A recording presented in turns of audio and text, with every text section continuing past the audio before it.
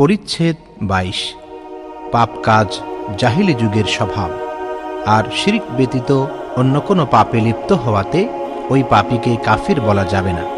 যেহেতু নবী করিম সাল্লাল্লাহু আলাইহি ওয়াসাল্লাম আবু যর রাদিয়াল্লাহু আনহুকে লক্ষ্য করে বলেছেন, তুমি এমন ব্যক্তি, তোমার মধ্যে জাহিলি যুগের স্বভাব রয়েছে।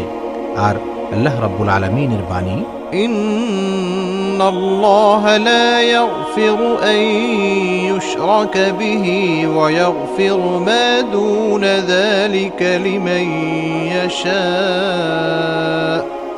আল্লাহ তার সাথে শরীক করার অপরাধ ক্ষমা করেন না, এছাড়া অন্যান্য অপরাধ যাকে ইচ্ছা ক্ষমা করেন।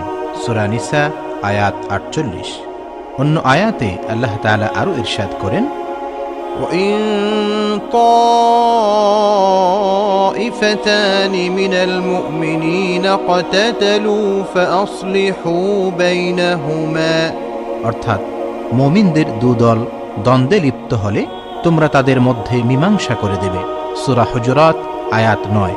এই আয়াতে দেখা যাচ্ছে সংঘর্ষের পাপে লিপ্ত হওয়া সত্ত্বেও তাদের তিনি মুমিন বলে আখ্যায়িত করেছেন। হাদিস 29। আব্দুর রহমান ইবনুল মুবারক রাহমাতুল্লাহি আলাইহির সনদে আহনাফ ইবনে কায়েস রাহমাতুল্লাহি আলাইহি থেকে বর্ণিত, তিনি বলেন, আমি সিফফিনের যুদ্ধে এ ব্যক্তিকে অর্থাৎ আলী রাদিয়াল্লাহু আনহুকে সাহায্য করতে যাচ্ছিলাম। আবু বকর রাদিয়াল্লাহু আনহুর সাথে আমার সাক্ষাৎ হলে তিনি বললেন, তুমি কোথায় যাচ্ছ? আমি বললাম, আমি এ ব্যক্তিকে সাহায্য করতে যাচ্ছি।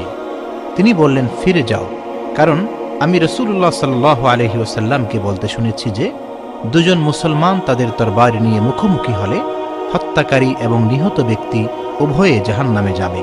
আমি বললাম, ইয়া রাসূলুল্লাহ, এ হত্যাকারী তো অপরাধী, কিন্তু নিহত ব্যক্তির কি অপরাধ? তিনি বললেন, নিশ্চয়ই সে তার সঙ্গীকে হত্যা করার জন্য উদ্গ্রীব ছিল।